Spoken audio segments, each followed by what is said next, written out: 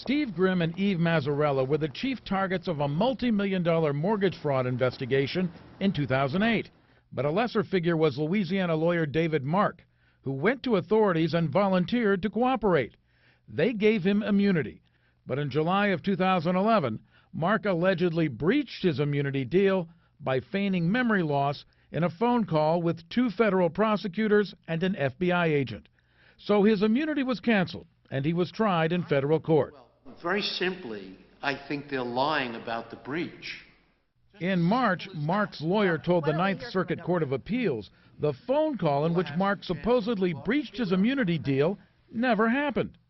Phone records subpoenaed from the U.S. Attorney's Office showed no calls to Mark during the time period in question, and the FBI case agent also had no recollection of the phone call. How is it possible that you could determine the government met its burden of proof on this record? The circuit court judges grilled the lawyer for the government about the failure to document Mark's alleged breach. It's pretty remarkable that there was no written note, not one, by anybody on behalf of the government that reflects this.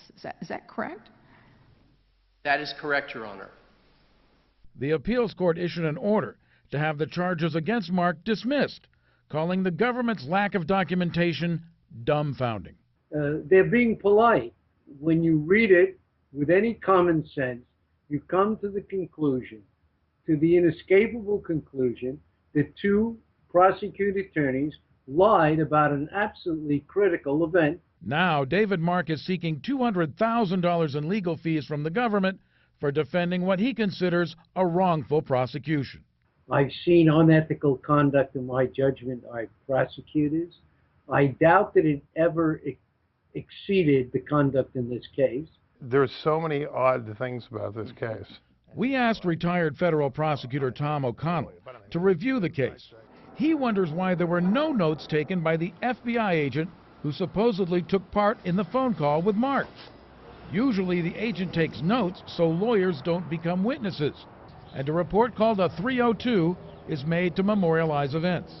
If the meeting occurred, yeah, it's shocking to me that the agent didn't produce a 302. I mean, this case is just fraught with, I'll call them irregularities. The Mark case is at least the 3rd this year in Nevada where federal judges have directed cases to be dismissed, citing questionable conduct by the government. We just want to look to see if there's a connection.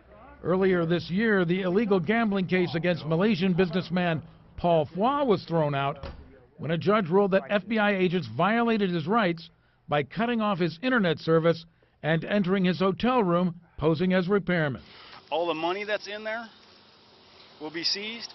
A judge in Reno, meanwhile, tossed a 6-figure highway cash seizure, chastising the government for not disclosing the fact that the driver had been stopped less than an hour earlier by a highway patrol officer who found no probable cause to search the car. That case is being appealed by the U.S. Attorney's Office. Glenn Meek, 8 News Now.